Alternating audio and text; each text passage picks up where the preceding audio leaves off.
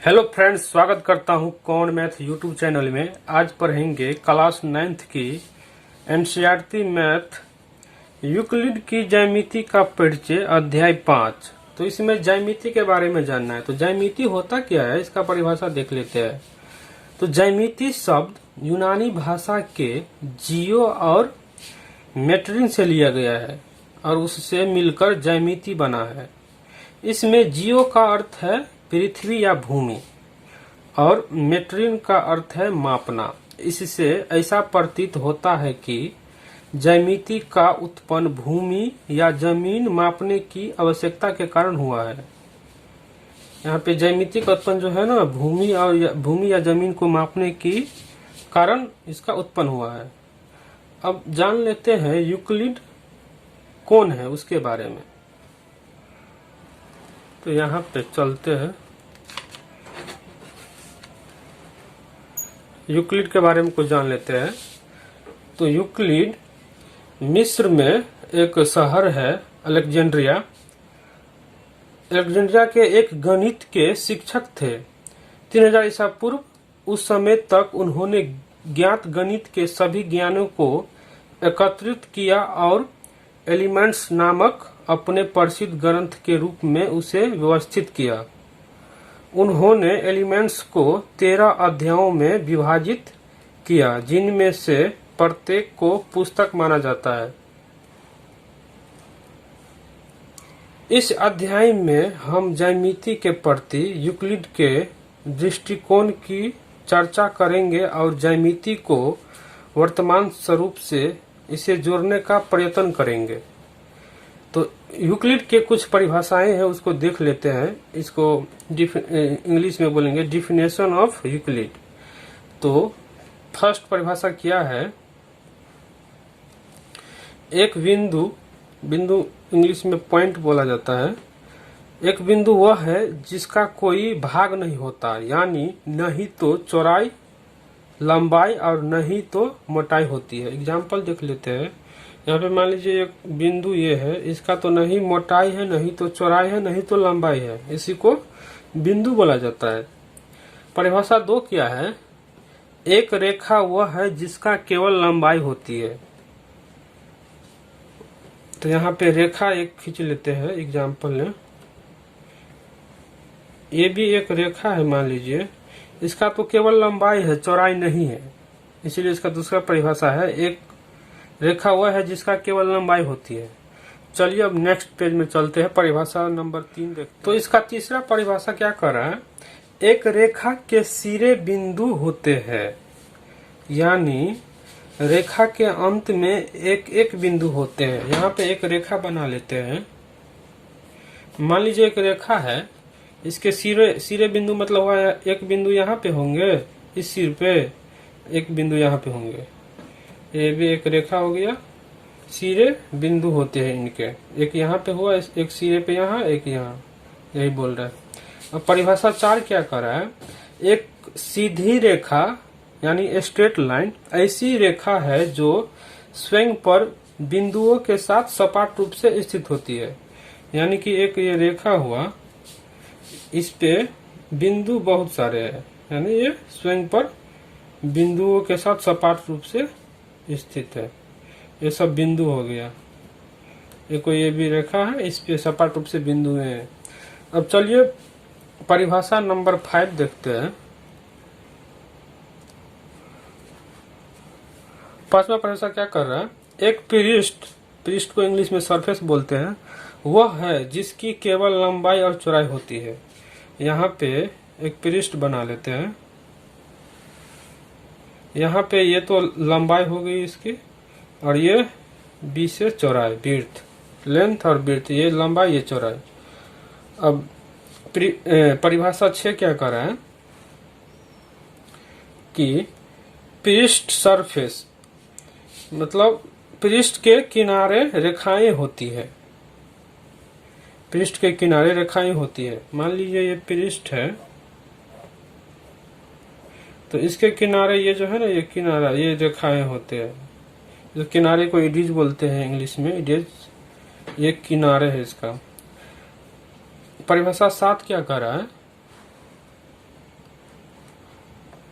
एक समतल पृष्ठ यानी प्लेन सरफेस ऐसा पृष्ठ है जो स्वयं पर सीधी रेखाओं के साथ सपाट रूप से स्थित होता है।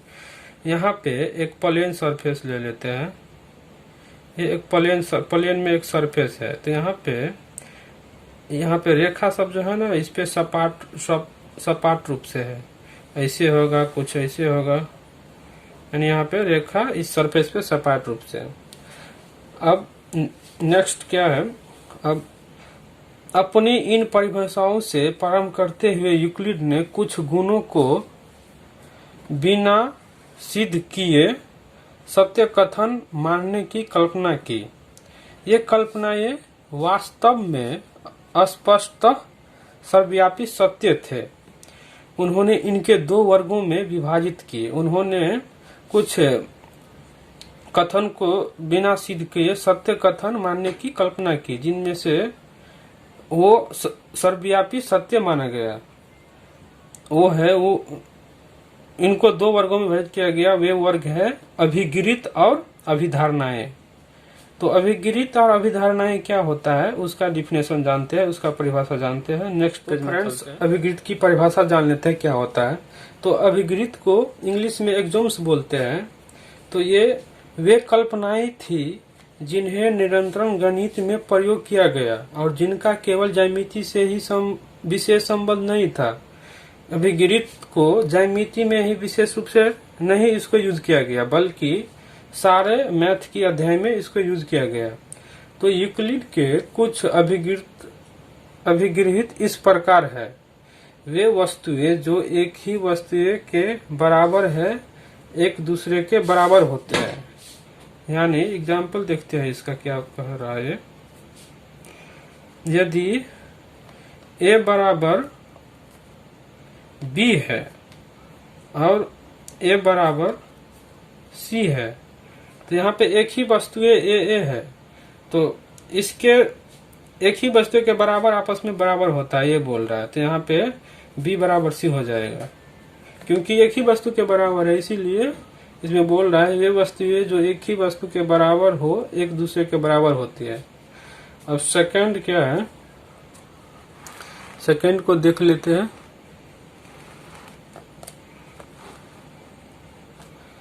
यदि बराबरों को बराबरों में जोड़ा जाए तो पूर्ण भी बराबर होता है। यहाँ पे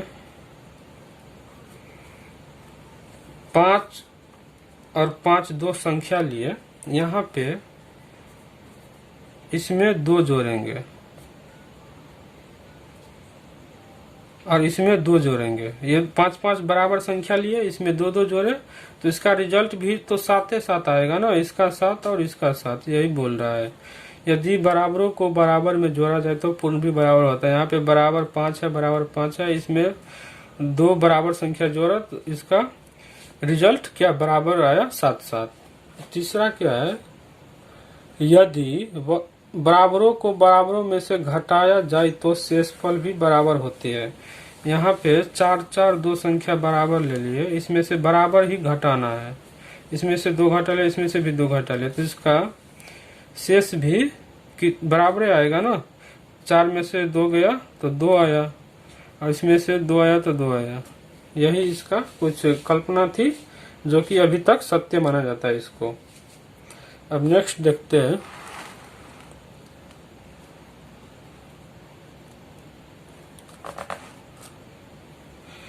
वे वस्तुएं जो परस्पर संपाती हो एक दूसरे के बराबर होती है। संपाती मतलब होता है कि एक रेखा मान लीजिए ये है, इसके ऊपर दूसरा रेखा डालेंगे कि ताकि वो उसको ढक ले। मान लीजिए इसी पे एक रेखा और डाल देंगे तो इसका तो ये संपाती हो जाएगा। तो संपाती ढकने का मतलब होता है संपाती होना। तो ये इसको पूरी तरह से ढक लेगा तो ये बराबर हो जाएगा, यही बोल रहा है। यहाँ पे ए बी एक रेखा है, एक रेखा इसी पर और डाल देते हैं तो इसके संपाती भी हो जाएगा और एक दूसरे के बराबर होगा। इसीलिए यहाँ पे बोला ये वस्तु जो परस्पर संपाती हो एक दूसरे के बराबर होती है। अब 5 नंबर क्या कर रहा है, 5 ये तो चौथा था, 5वां क्या कर रहा है, पूर्ण अपने भाग से बड़ा होता है। मान लीजिए एक संख्या पूर्ण ये लेते हैं 5 और इसका भाग 3 और 2 लेते हैं तो यहाँ पे क्या बोल रहा है, पूर्ण अपने भाग से बराबर होता है। तो यहाँ पे 5 का 1/3 है, तो 5 3 से बराबर है ना, यही बोल रहा है कि पूर्ण अपने भाग से बड़ा होता है। 6 में क्या कर रहा है, एक ही वस्तुओं के दुगुने परस्पर बराबर होते हैं।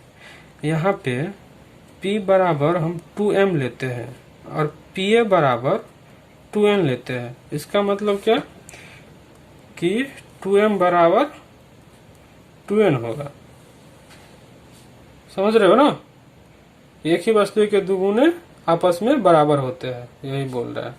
चलिए अब नेक्स्ट पेज में चलते हैं। अभिगृहित 7 कह रहा है एक ही वस्तुएं के आधे परस्पर बराबर होते हैं।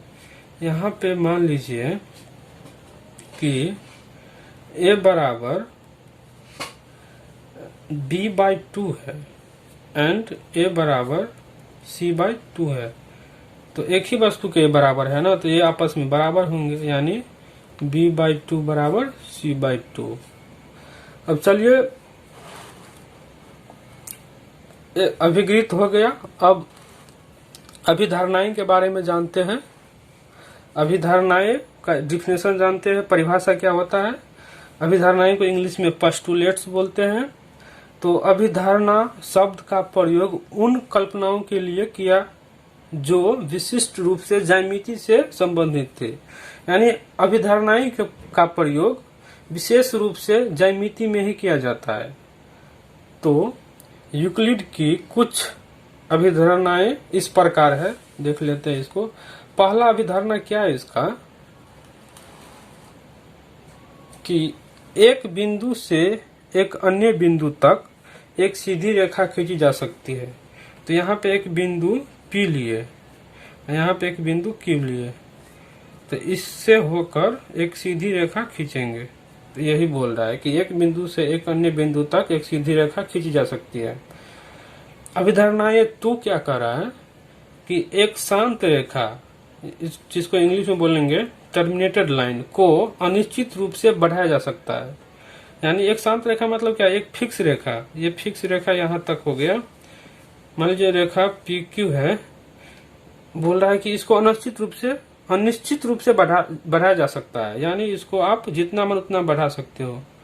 तो इसको आप इस तरह बढ़ा सकते हो, इसका मतलब आप अनंत तक जा सकते हो। इस साइड भी इस तरह इसको बढ़ा सकते हो। अभिधारणाएं 3 क्या है, किसी को केंद्र मानकर और किसी त्रिज्या से एक वृत्त खींची जा सकती है। मान लीजिए P कोई केंद्र है और एक त्रिज्या यहाँ पे ले लिए, इससे होकर एक वृत्त खींचना है। इस तरह हम खींच लेंगे। किसी को केंद्र मानकर, केंद्र यहाँ पे माना, एक त्रिज्या यहाँ पे माना और उससे एक वृत्त खींच लिया, यही अभिधारणा 3 में कह रही है। अब चलिए नेक्स्ट पेज में चलते हैं। अभिधारणाएं 4 में कह रहा है सभी समकोण एक दूसरे के बराबर होते हैं। मान लीजिए एक समकोण त्रिभुज हम यहाँ पे ये बना लेते हैं ABC। यहाँ पे ये समकोण, इसका मान 90 डिग्री होता है। यहाँ पे एक त्रिभुज ABC बना लिए, यहाँ पे इसका मान कोण ABC का मान 90 डिग्री है। तो एक ये त्रिभुज बना लिए, एक त्रिभुज ये उससे बड़ा बना लेते हैं PQR। तो यहाँ पे PQR ये 90 डिग्री है, ये 90 डिग्री, ये आपस में दोनों बराबर है। भले ही ये बड़ा त्रिभुज है, ये छोटा है, इससे मतलब कोई नहीं है, दोनों का मान 90 डिग्री होगा, दोनों कोणों का मान, यही बोल रहा है इसमें। अभिधारणाएं 5 क्या कर रहा है,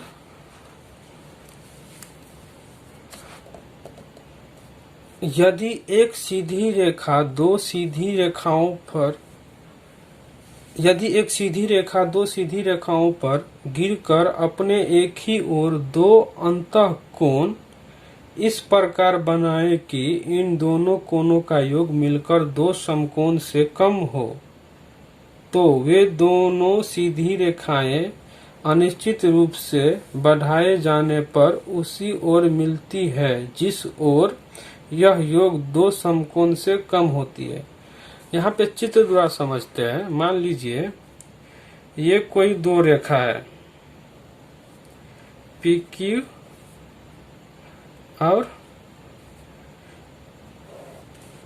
और एम एन, और इस पे एक रेखा